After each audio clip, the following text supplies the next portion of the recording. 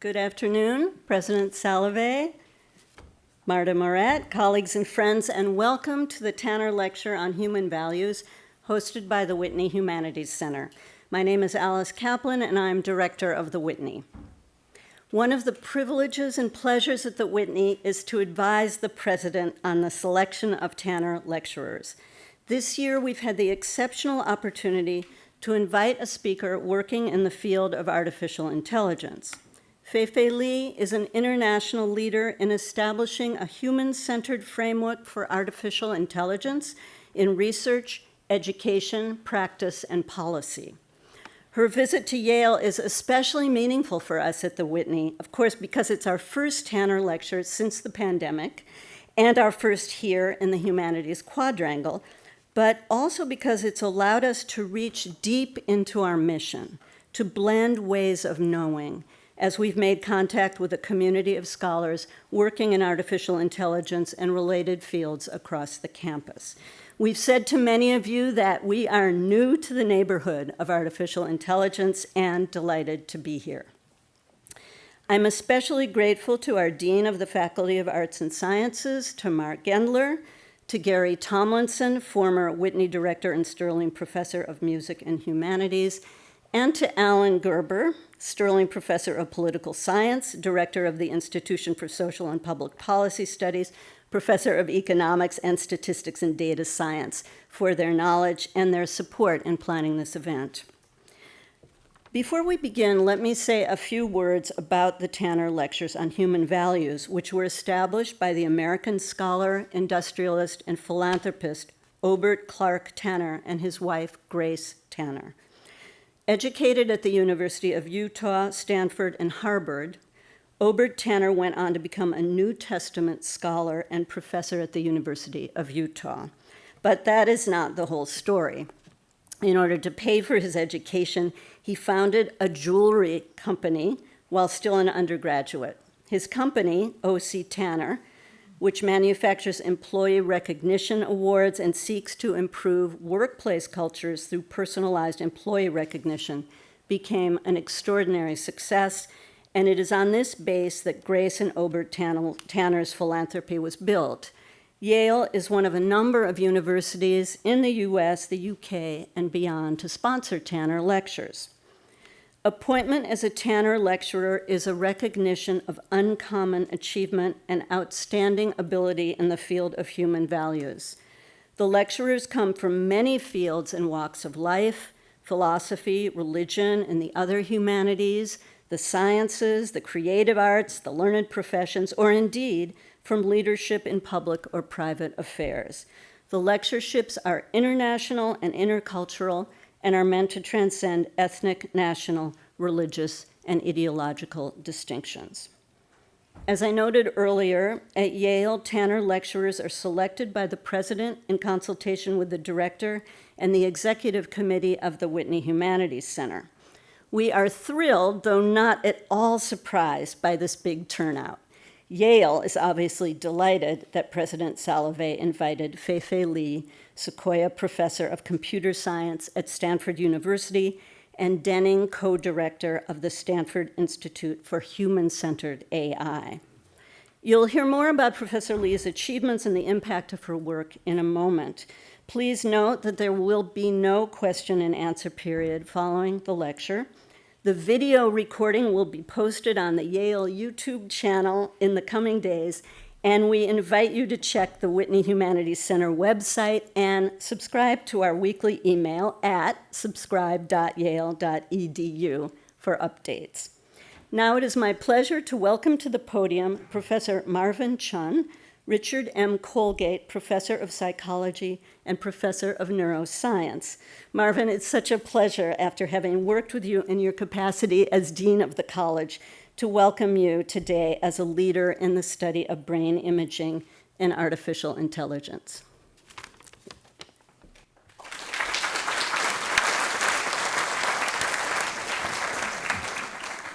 Good afternoon, everyone. Dr. Fei-Fei Li is one of the most important and influential researchers in the entire history of artificial intelligence.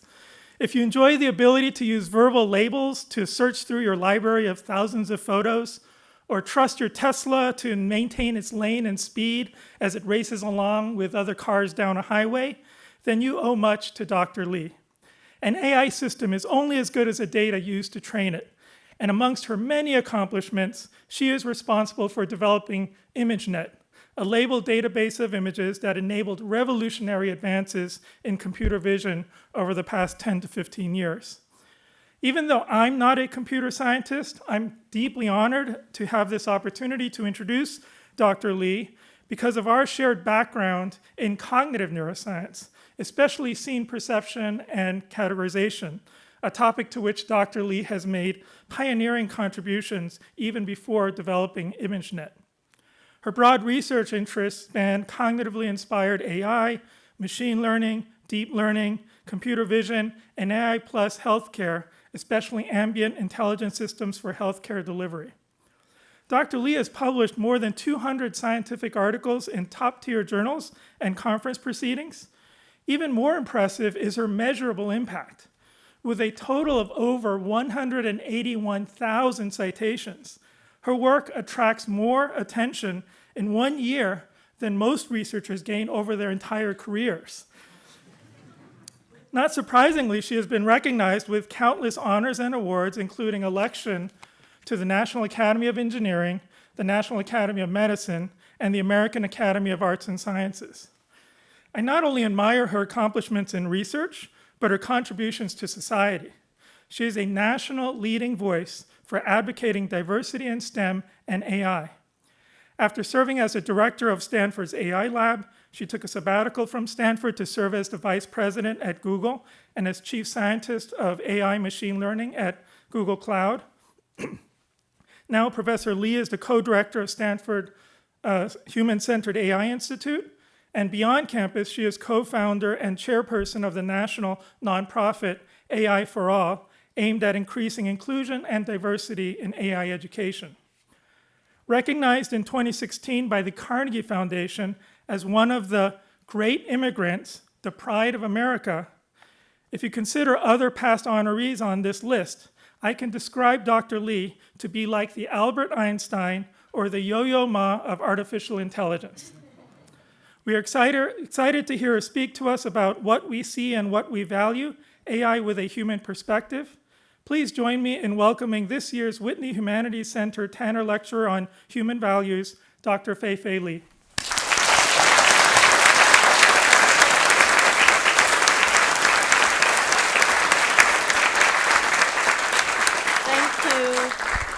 It's quite an honor to be here. I really want to thank President Salovey and the Whitney Humanities Center for quite an honor.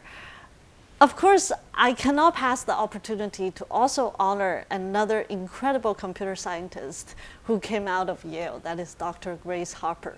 So for all of us, especially women working in computer science, even after almost 90 years, we still are following her footsteps and trying to live up to the incredible leadership and trailblazing career she has established for all the women in computer science. And that journey has been long and will still continue. We haven't get to where she probably envisioned for all of us, but it's quite an honor to be back to the alma mater of Dr. Grace Hopper. So I'm here to really share with you some of my own work in the field of AI. And I have to confess, as a scientist and technologist, when I entered this incredibly exciting but nobody knew field in AI two plus decades ago, it would not have been my wildest dream that how profound this field has become to the daily lives of our collective humanity and our society.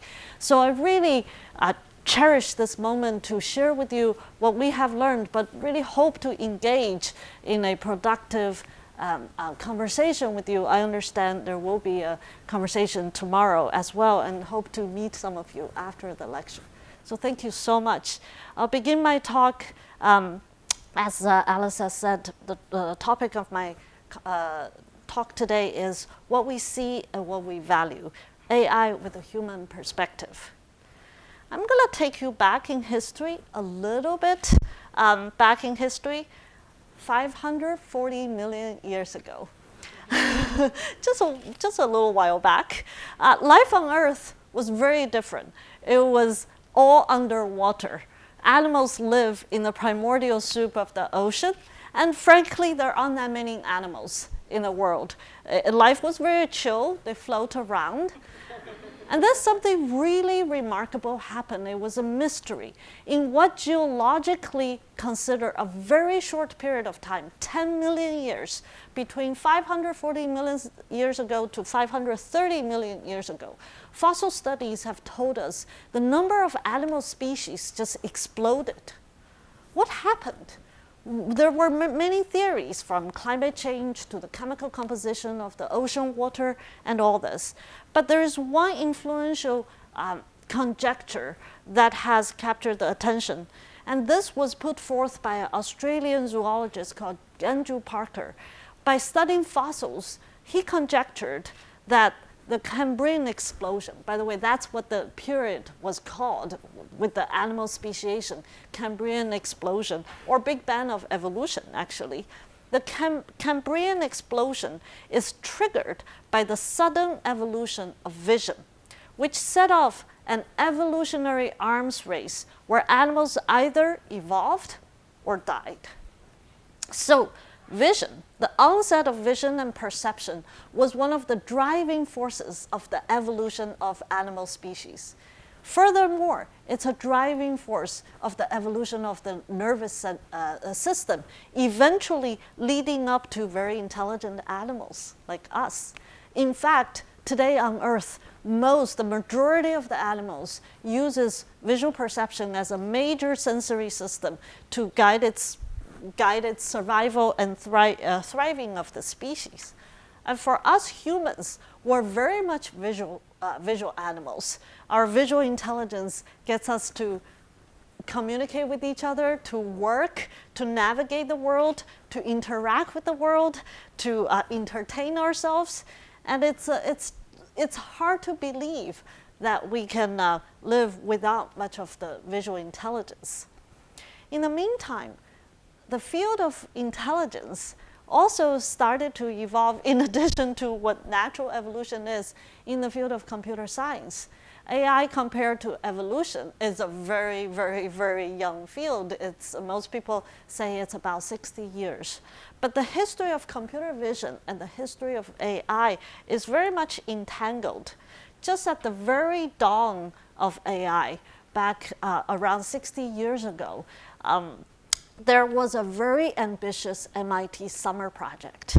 And the MIT summer project proposed by this professor says, we'll use our summer workers, and I suppose they had some smart ones, effectively to construct a significant part of a visual system or an artificial visual system within one summer.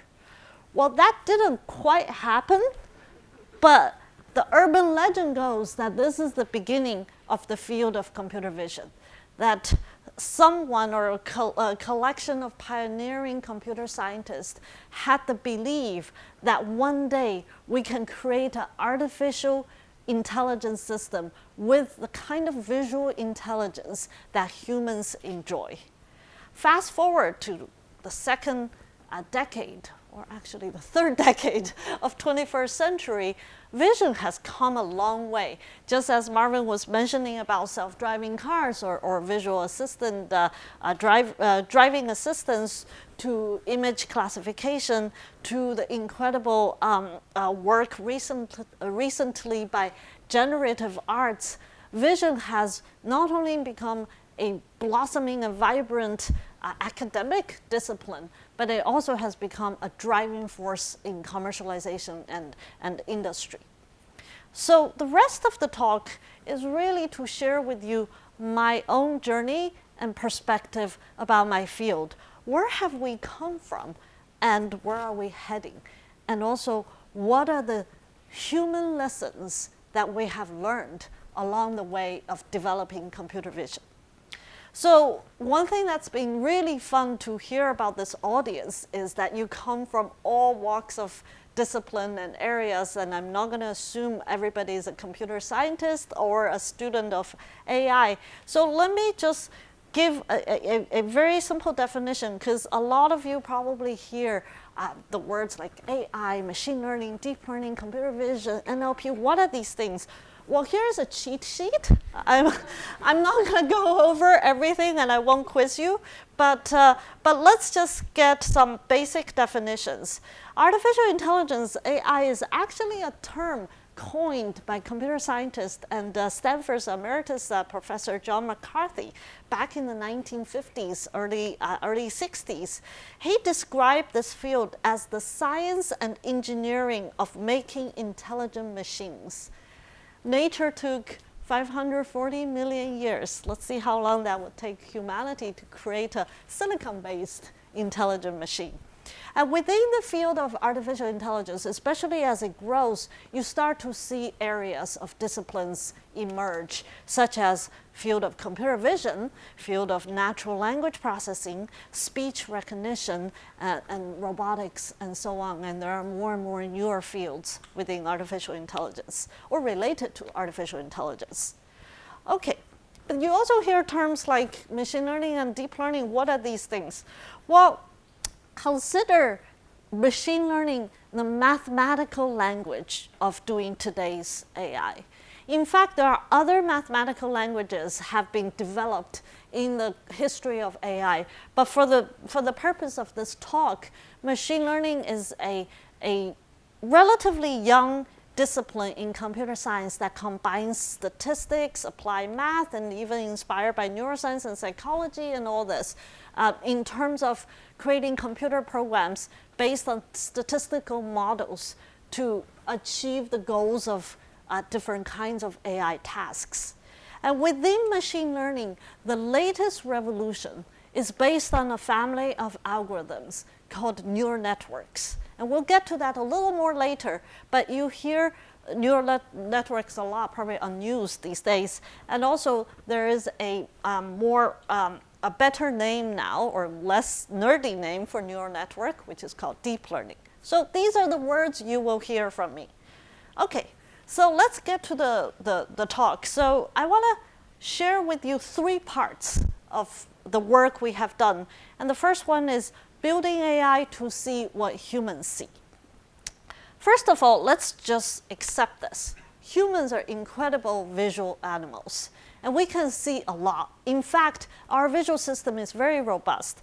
This is a seminal study by Molly Potter back in the 1970s with her colleagues to show you that she's showing you a video and consider you a human subject in her lab, and nod your head if you see a person in one of the frames. Okay, I see all good. You have good visual systems. We get that out of the way. But take a moment to reflect how remarkable this is. Every frame here is only on the screen for 100 milliseconds, refreshed at 10 hertz frequency. And other than me telling you to detect a person, you don't know what the person looks like, the gesture of the person, where in the frame it is, what kind of clothes it's wearing. You don't know if this is a man, woman, or anything. Yet your visual system is really quick at recognizing and detecting this object. Furthermore, by the turn of the century, shortly before the turn of the century, neurophysiologists like Simon Thorpe and his colleagues have also put a speed of processing of our remarkable visual system when categorizing complex natural scenes. The experiment he did is to put human subjects in front of computers and flash them with complex photos of animals or non-animals. Here are some examples. And the task of the human is to just say, yes, I see an animal, or I don't see an animal. Mind you, these are really complex real-life pictures. You don't know which kind of animal is going to come up. You don't know what the distractor pictures are going to be. And in the meantime, he's measuring your brain wave through EEG. And as early as 150 milliseconds after the onset of the visual stimuli, he sees a differential signal in human brain that tells you the difference between an animal picture and a non-animal picture. Considering our wetware here is a lot slower than transistors, this is a remarkable achievement in terms of the fleeting speed that our visual processing is. In addition to temporal capabilities, we also find neural correlates, areas in the brain that are dedicated to object recognition, such as faces or places or even body parts. This is a concurrent set of studies during the turn of the century, showing us these kind of brain areas. So all this is to show you that there's something remarkable about our human visual brain. And one of the most remarkable thing is our ability to do object recognition or to categorize objects. In fact, we believe, and cognitive neuroscientists and vision psychologists believe, object recognition is a fundamental building block of visual intelligence. And for those of us who work in AI, especially trying to make machines see, this has become a North Star. It's an important ability we need to endow the machines with. So, formally speaking, the task of object recognition is to show, let's say, an agent, whether it's a brain or a computer, a picture of an object, and the agent is capable of output the category of what this picture contains. In this case, a very cute Australian animal, wombat. You might wonder, how hard is it? Because you can all do it. Well, mathematically speaking, any 3D object in the world can render infinite number of pictures in a 2D frame, whether it's a camera frame or your retina, because of the infinite possibilities of lighting, appearance differences, background clutter, occlusion, self-occlusion, camera viewing angles. So this is a hard task. And now evolution has solved it for us. Let's see how we solve it in computers. At this point, I'm going to bring you to the last lesson or diversion of machine learning and AI today. Is this concept of generalization. So for the rest of the talk, no matter what project I'm talking about, as long as I'm talking about AI, mathematically, the goal of AI and developing an AI algorithm is to solve the problem of generalization. What is the problem of generalization? The generalization is the following. When we develop an algorithm or a system that is capable of doing something, in this case, recognizing objects or wombat pictures, our goal is actually not to train the algorithm so that the training error goes to minimal. That's a little counterintuitive because, of course, you want the training error to go to minimal, right? That's why you send your kids to school. But your kids will also get out of school and go to the real world. So what you really want is, once the algorithm encounter a case, an example that is not in training, but in testing or in generalization time, you want the algorithm still to be able to do well. You want the testing error or the generalization error to be as small as possible. In fact, the gap between the testing error and the training error, you want it to be as small as possible. And that goal or that process of making this happen is generalization. And in AI or machine learning, our mathematical goal is always to achieve the best possible generalization. Okay, we got the nerd talk out of the way. So let's continue with the visual tasks we care about, which is object recognition. In the early days, back last century, that pioneering computer scientists have used, there was very little compute, there was practically no data, and we know very little about the mathematical models. So pioneering scientists have designed hand-designed features and hand-designed models to try to account for how to recognize complex objects. And it was a bunch of beautiful conceptual theories, but it didn't go very far in real-world generalization. Around the turn of 20th to 21st century, a new tool emerged, and that fundamentally changed many areas of AI, including computer vision, and that's the tool of machine learning or statistical modeling. So in this time, we start to see a lot of interesting work of using hand-designed features or patches of images, but start to use machine learning models to learn the parameters of these features. This might be a little over the head for some of you who are not in computer science, but it doesn't matter. All you need to know is that we're starting to move towards machine learning and machine learned parameterization of models. Something else important happened during that time, which is actually the availability of data.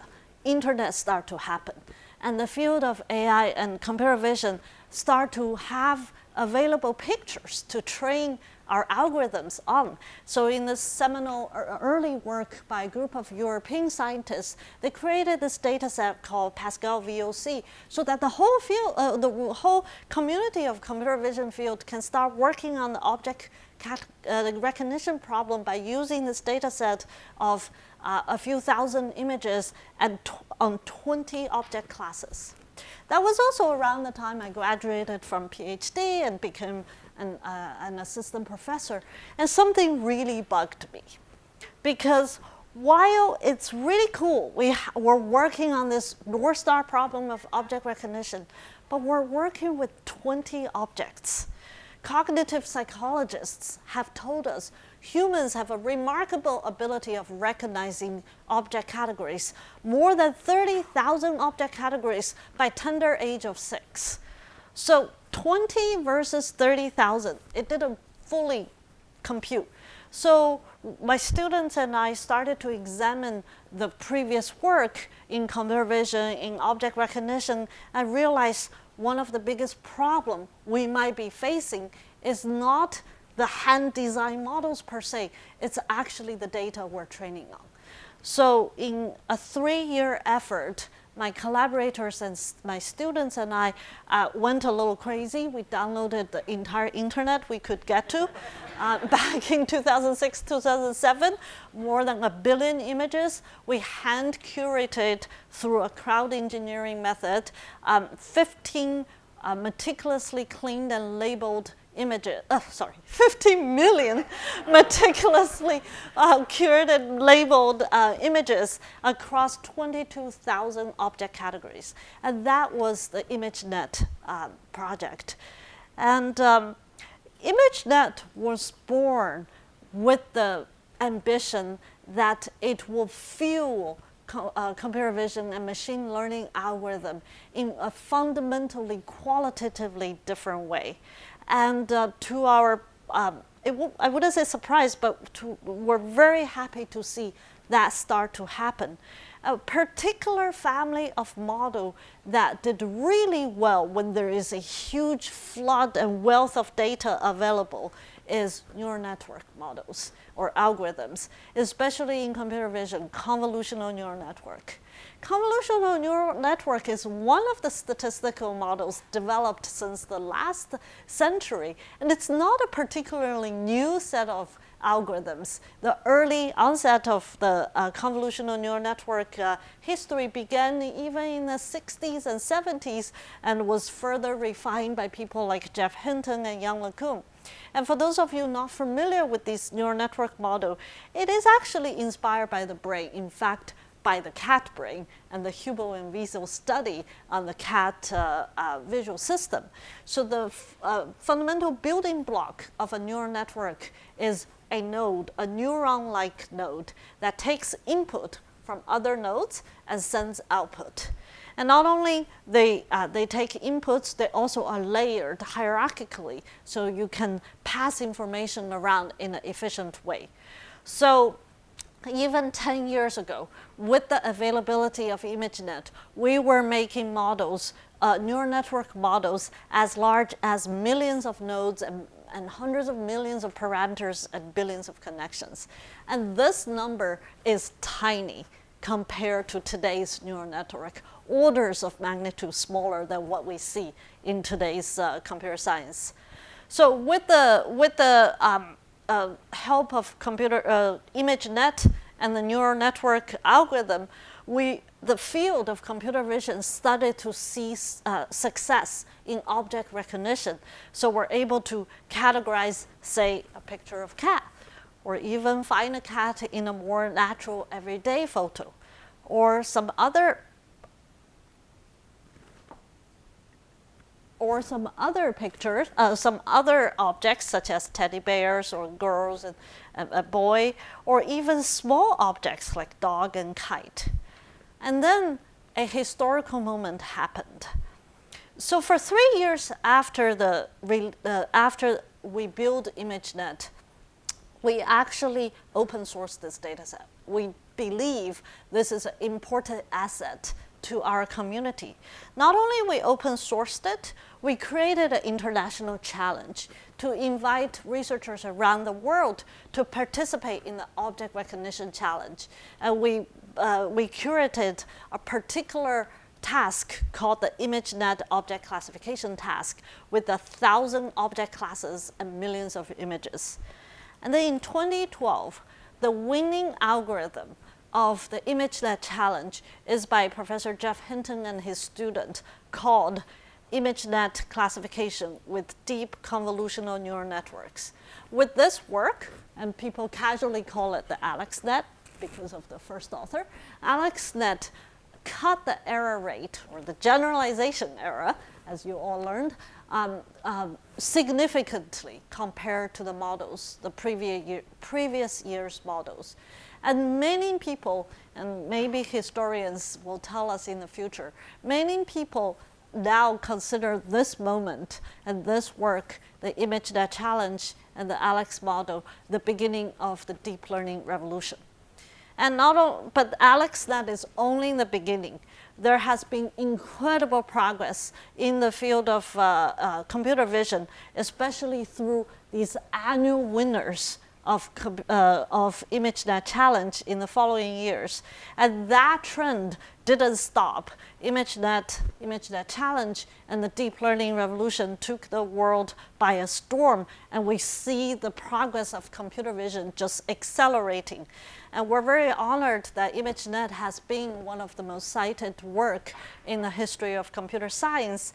And also, it spilled over. Computer vision as well as AI was no longer a niche academic discipline since the 2012. It became a driving force of industry, a transformative era of some people call the fourth industrial revolution or the deep learning revolution.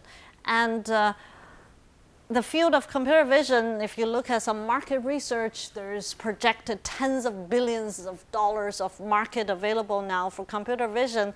And from Tel Aviv to Silicon Valley, we just continue to see the blossoming and flourishing of computer vision startups.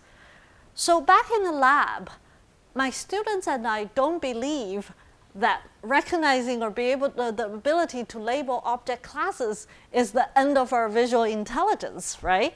In fact, here's a simple example. If I have two pictures and they're both labeled with the ImageNet classifier person and llama, you would think the second picture is more or less telling the same story as the first picture. But the truth is, there's a lot more in the pixel space. In fact, this is a very different scene from the left one. And psychologists and cognitive scientists, again, knew about this before computer scientists. This is a friend of mine and one of my favorite papers by Jeremy Wolf, partially because the paper is only 2 pages. He had conjectured that just recognizing object is not enough to understand and categorize a scene. Relationships between objects must be coded. Indeed, there is rich relationship within a scene beyond just the identity of objects. So my students and collaborators and I actually proposed this new work called scene graph representation, where we encode objects, here in pink boxes, their pairwise relationships here in green boxes, as well as the attributes that defines the objects here in purple boxes. And you can see a simple picture like this has a very rich and dense visual scene representation. And by creating a large data set with this kind of annotated data, we're able to do things like predicting object relationships in a scene. In this case, such as person riding a horse or person wearing a hat. In fact, scene graph representation is very compositional. And because of this, we can take advantage of the compositional nature and be able to do something like zero-shot learning, which is we don't have to train every relationship with a ton of images. In this case, our algorithm was able to recognize horse wearing hat, which is a rare event in life, or person sitting on fire hydrant, not so rare. And in general, our algorithm at that time using scene graph representation performed better than state-of-the-art algorithm at that time. Of course, calling out or labeling relationships is not the end of the story. In fact, we humans can actually tell a visual story when we are presented with a scene. So around a couple of years ago, using deep learning algorithm, my students and collaborators and I had done a series of work pushing the boundary of visual recognition beyond objects, beyond relationship predictions, into storytelling and captioning. In this case, we show this picture to a computer, and the computer can automatically generate a story such as a man riding a horse-drawn carriage down the street. And if we push it harder, they can write denser captions or even paragraph captions. Even furthermore, the visual world is not static. Most of the world is moving and dynamic. So we push the scene graph representation into spatial temporal space.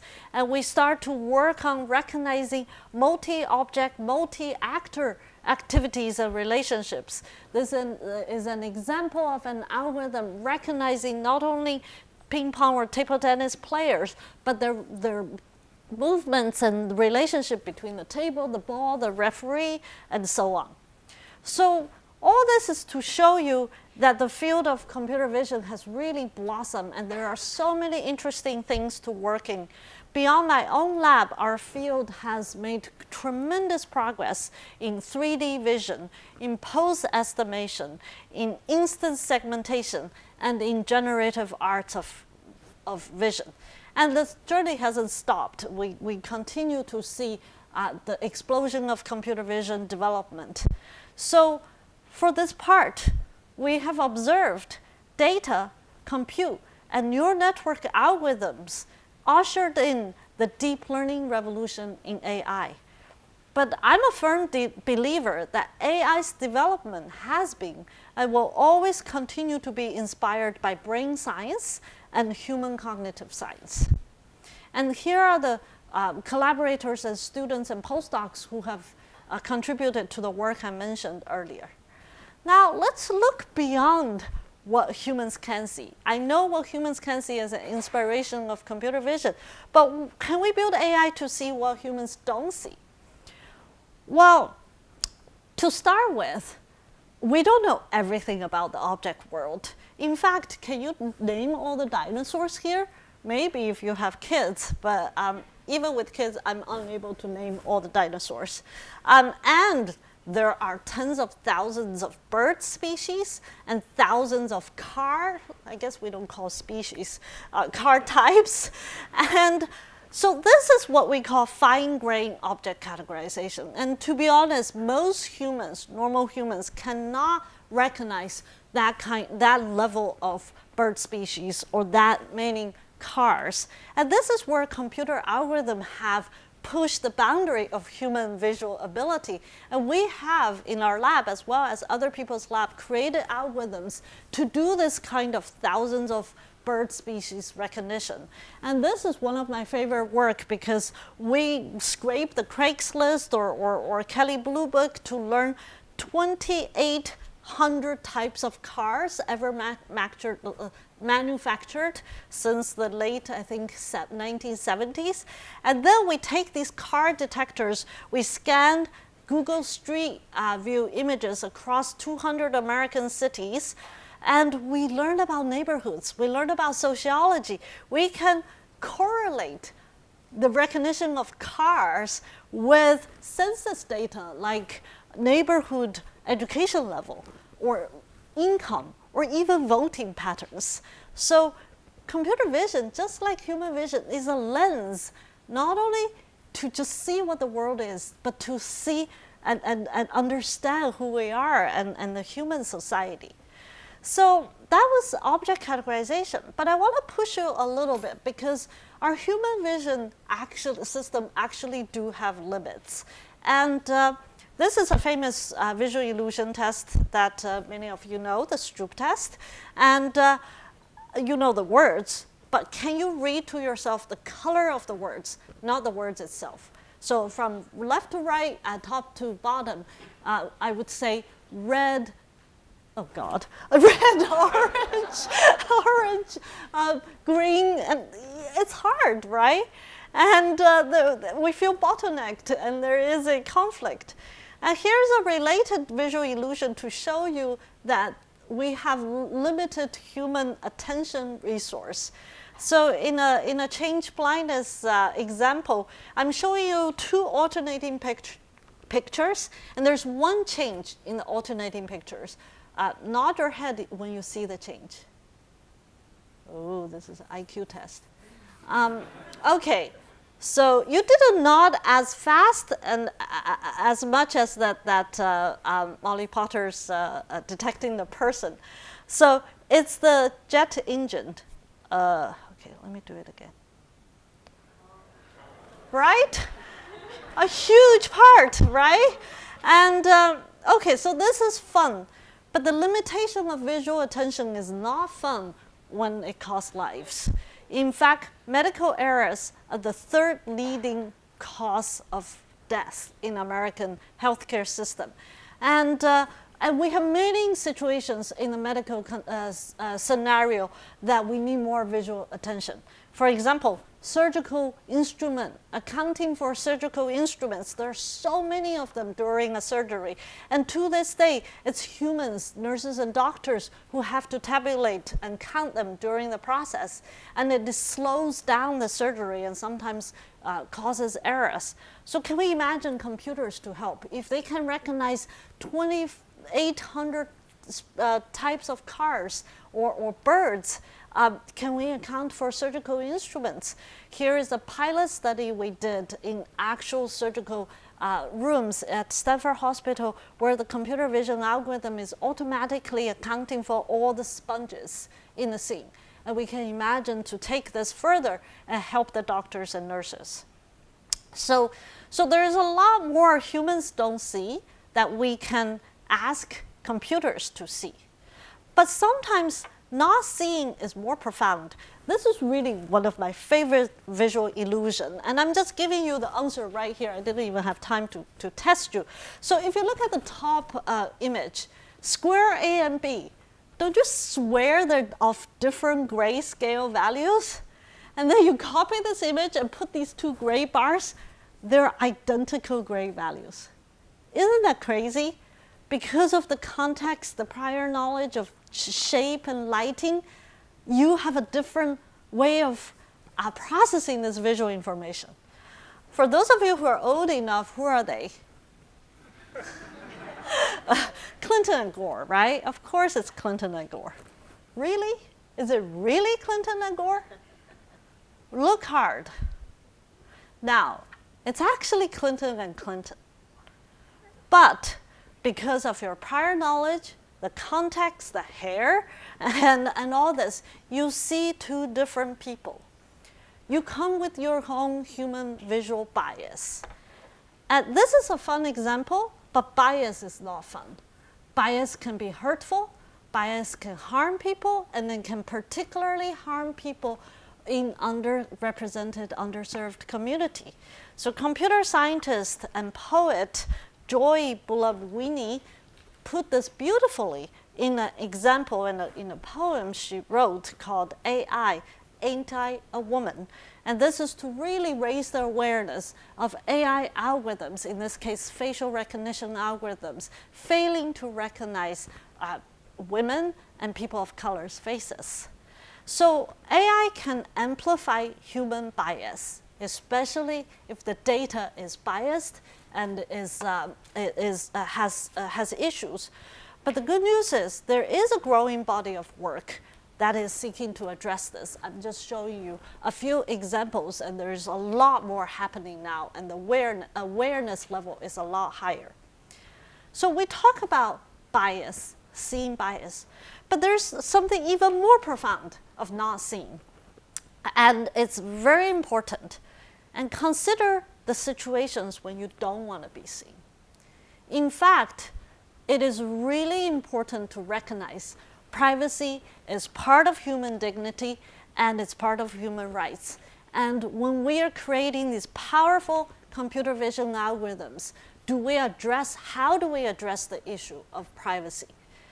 I, for one, do not believe technology is the only solution to addressing human and societal issues, but technology must rise to the occasion and participate in being a solution, not causing problems. So there are actually a growing number of technical approaches to privacy computing in computer vision. Here I'm just listing a few, whether it's face blurring, dimensionality reduction, body masking, federated learning, homographic encryption. Some of you might not know all these words, but for those of you who come from computer science and data science, these are just some of the work that my colleagues and I have worked in. And I want to just show you one work. It's actually not even my work. It's mostly my collaborator, Juan Carlos Nieblas, and his students. This is a really fun work of doing privacy-aware computer vision computing. They recognize that there is a need for computer vision technology to recognize human gestures in many applications, whether it's retail store or safety or garage or whatever. But how do we do this in a privacy-preserving way? They devised a lens that actually distorts the input.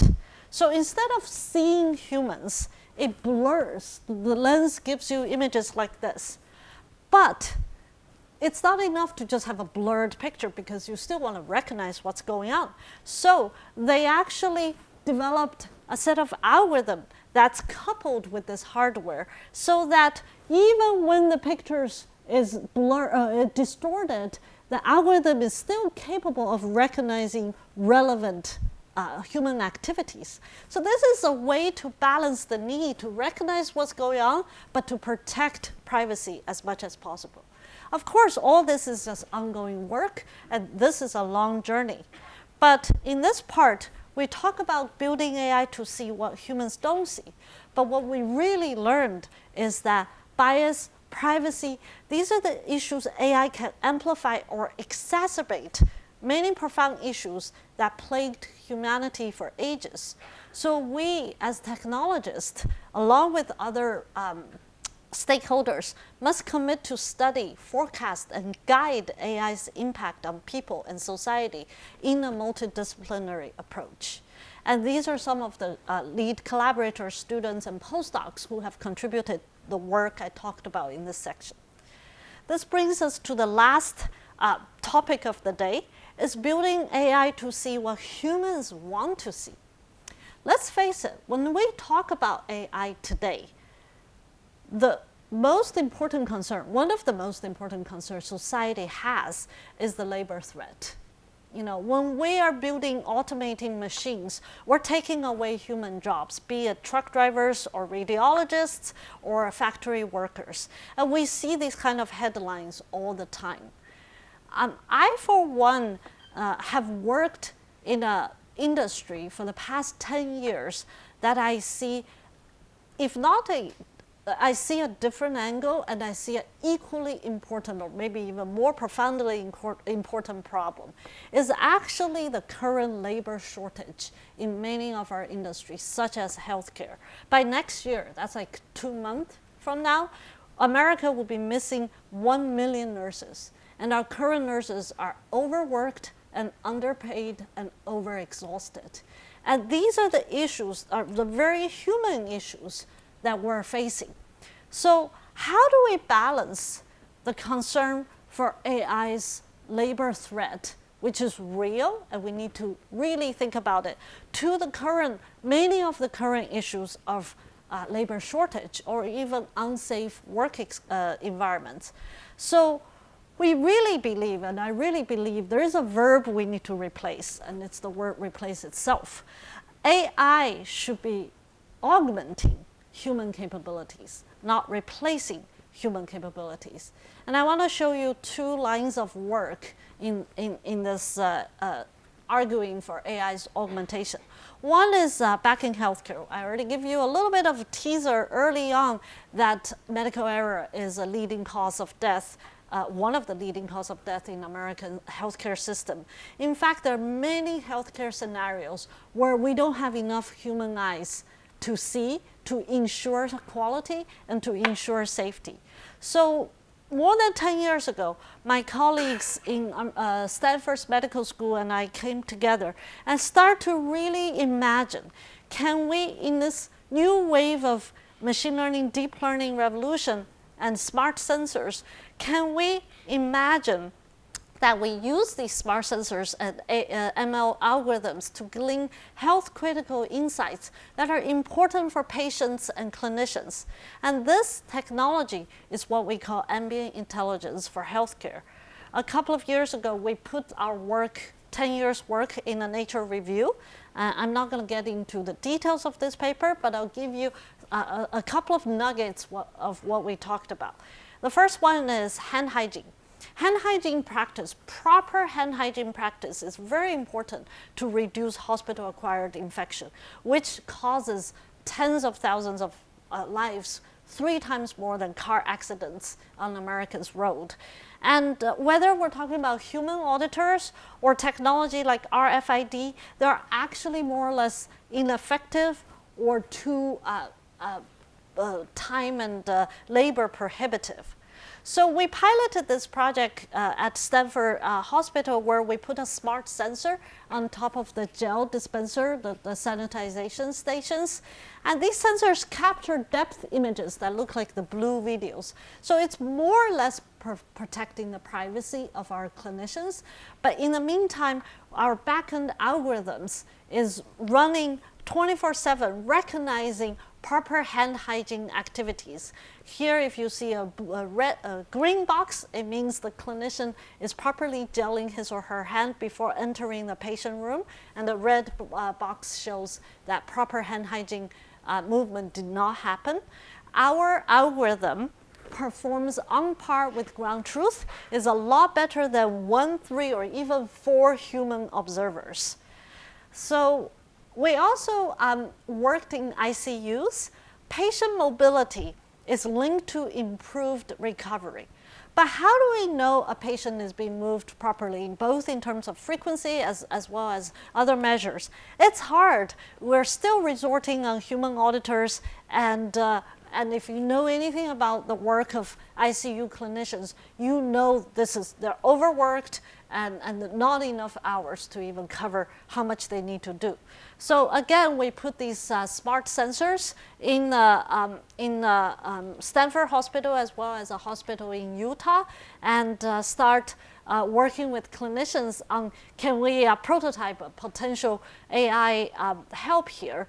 So here you're seeing that our AI algorithm is recognizing 4 types of activities or mobility movements in a hospital: getting out of bed, getting in bed, getting out of chair, and getting in chair.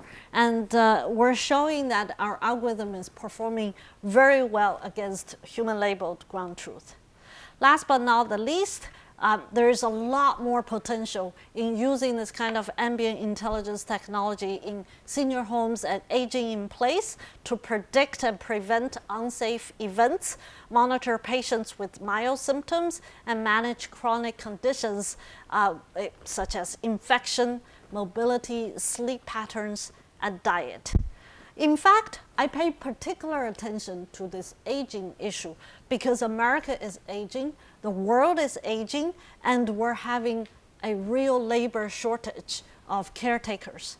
So can we go a step beyond just passive smart sensors to send alerts to doctors and families when it comes to aging?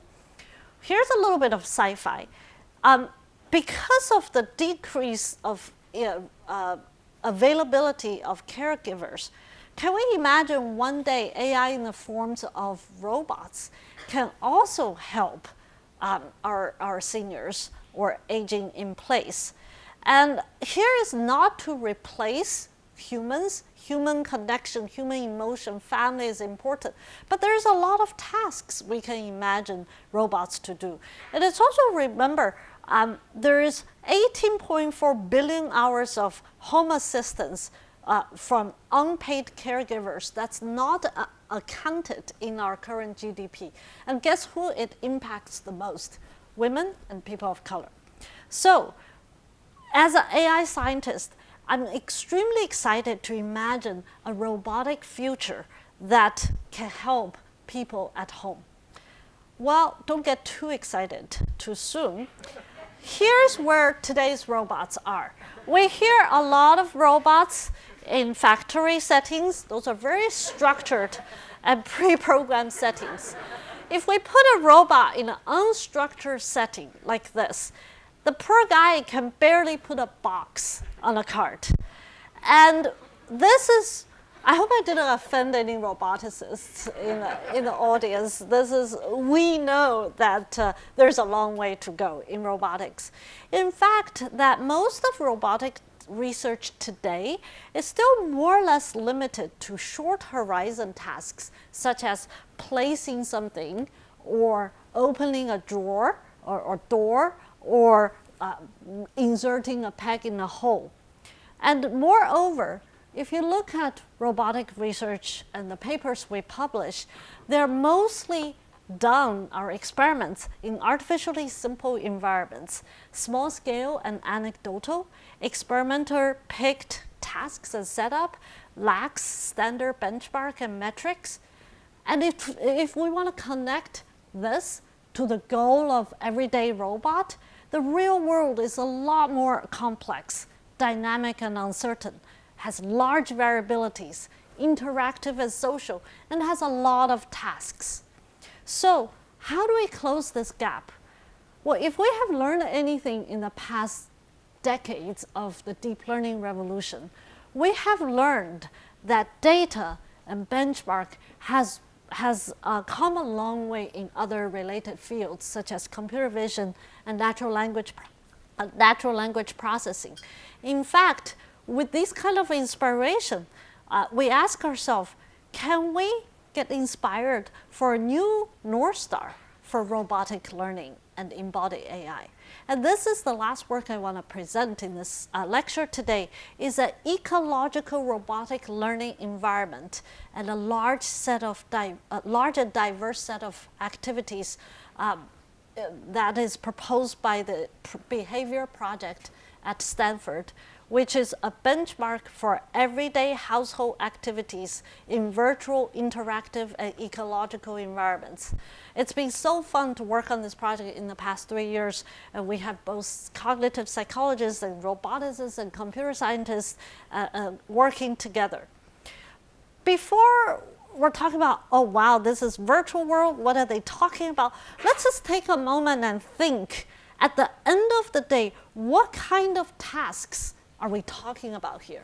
You want robot to help everyday household activities. What are the everyday household activities?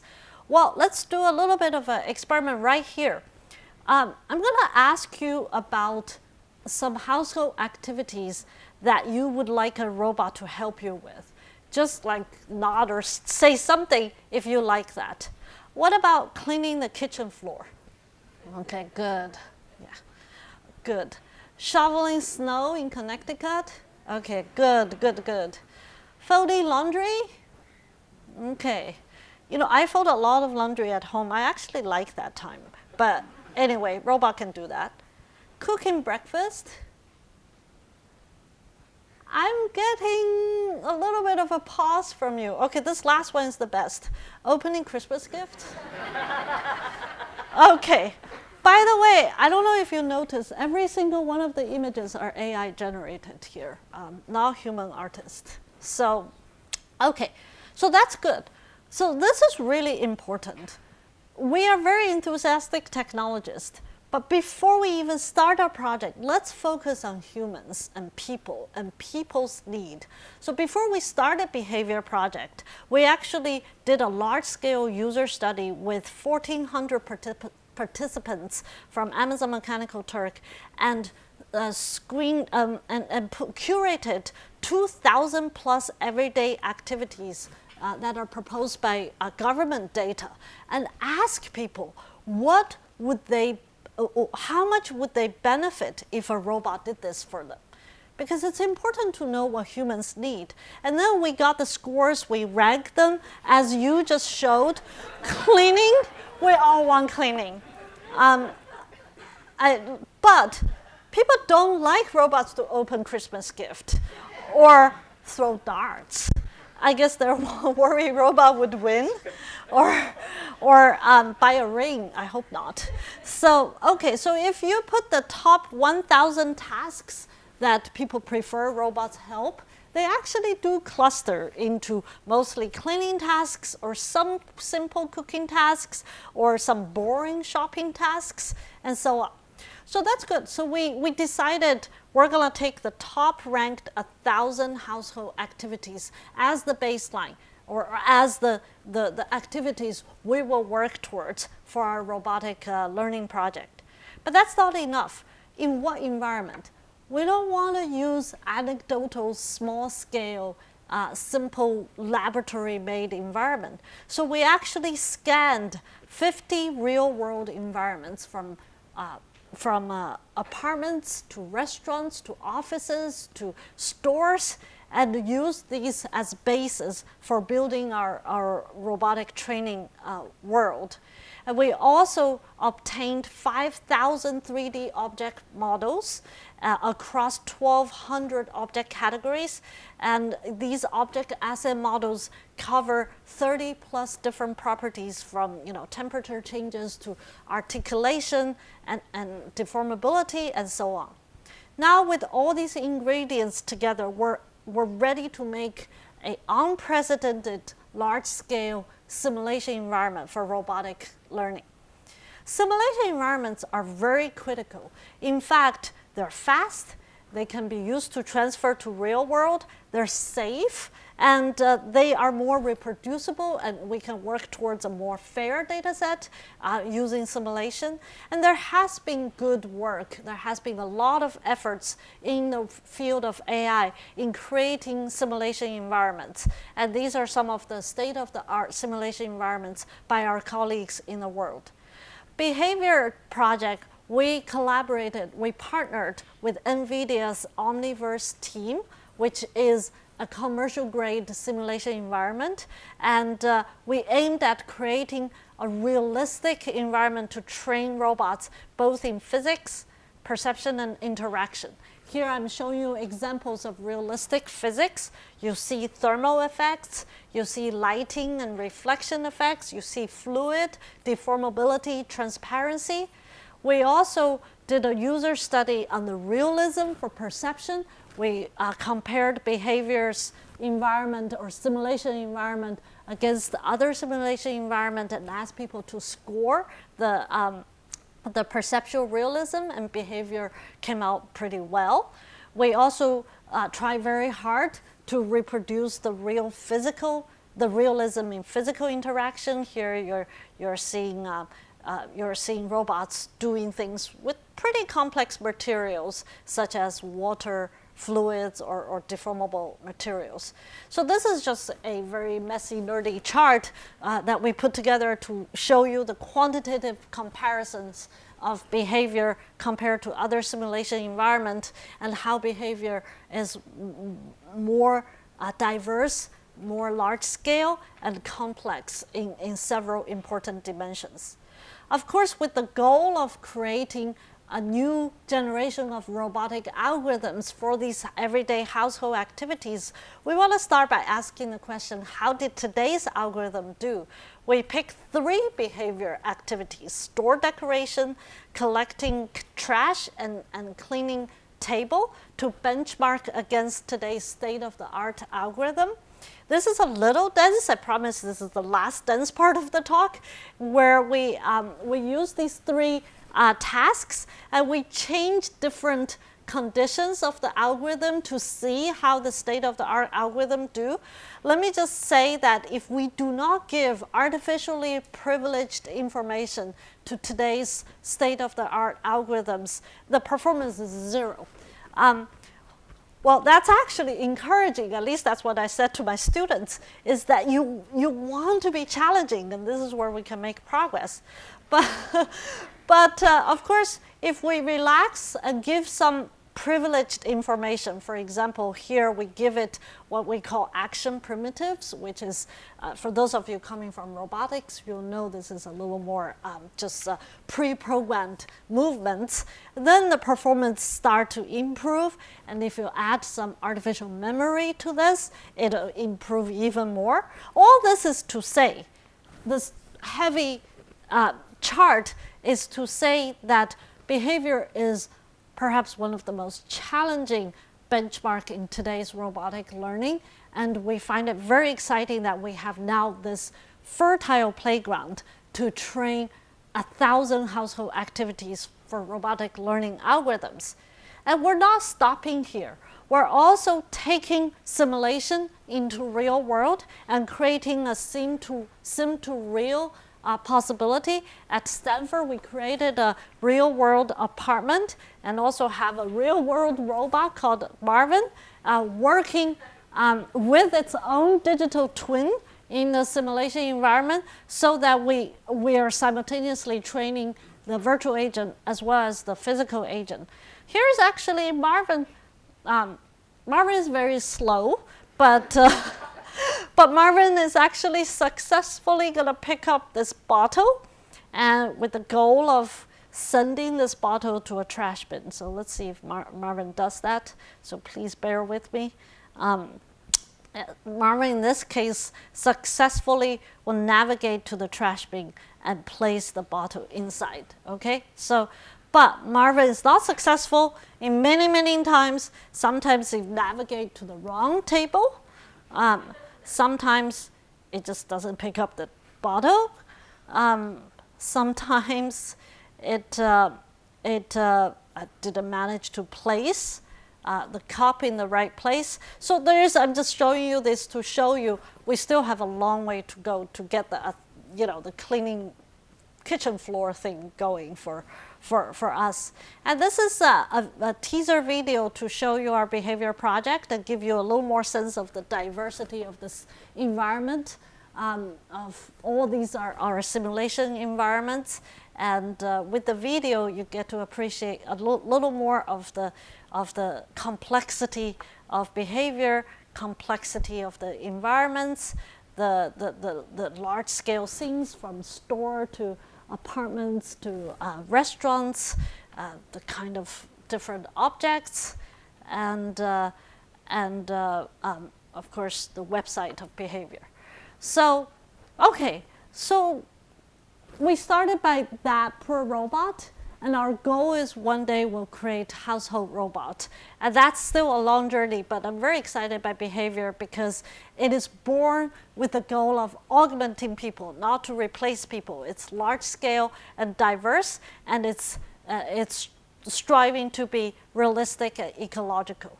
So with all this work in building AI to see and do what humans want to see and want them to do, we learned the value that AI must seek to augment, not replace, our individual and collective human capabilities and well-being. And there are a lot of collaborators, students, and postdocs who have contributed to this part of the work. So this brings us almost to the closure of this lecture. We've talked about 3 kinds of AI work we have done in our lab. And what's most important is after this 20-year journey in building AI, we have actually learned a lot of human lessons, that the development of AI must be guided by the concern for its human impact, that AI should strive to augment and enhance humans, not replace humans, and that AI technologies must continue to be inspired by human intelligence and brain sciences. And with these three fundamental human values, Stanford launched 3 years ago the Human-Centered AI Institute with the support of a broad faculty leadership across our, at that time, 7 schools. Now we have 8 schools, from law to business to medicine to humanities to engineering and natural sciences. And HAI is a very young institute. I'll just highlight a couple of things we have done, mostly during pandemic, I guess. We have launched the Digital Economy Lab to specifically put together economists and computer scientists and technologists to study the impact of society, of labor market, of our economy in this digital age. We have launched a Center for Research on Foundation Models. All the news-generating AI you see today, whether it's GPT-3 or these DALL-E arts, is by these large foundation models. And they have profound implication in our industry as well as AI application, both from ethical, societal point of view as well as from technology point of view. So we have professors, faculty, researchers coming together to study this. We also pioneered a new way of reviewing AI research grants called Ethics and Society Review, inspired by the Human Subject IRB review, led by political scientists, the humanist, and the computer scientist. We also have education program geared towards undergraduates and graduate students by embedding ethics in our computer science classes. But our education didn't stop within the walls of Stanford. We reached out beyond the walls of Stanford and started to extend AI education to professional audiences like business executives, journalists, lawyers and judges, as well as policymakers, especially in Washington, D.C., but also at the state and local level. And Stanford was very proud to be leading the lobbying, successful lobbying of a bill called National AI Research Resource. And I believe Yale was part of the team. Thank you for this successful effort. So Biden administration launched the National Artificial Intelligence Research Resource Task Force 2 years ago. I'm very honored and humbled to be one of the 12 people task force. And in a few weeks, we'll be presenting to Congress this new idea of how to rejuvenate America's public and higher education sector's capability of innovating and education in AI. So all in all, it has been an exhilarating as well as humbling journey to create AI, to enable machines to see, to realize the audacious ambition that evolution have shown us for 540 million years to create intelligent machines in silicon. But it's incredible that along this technical journey, we've learned more human lessons and understand more human values than machine learned lessons. And this is continued. This is only in the beginning of the journey. And I want to thank, of course, all my students and collaborators and also sponsors to support this research. And thank you for listening.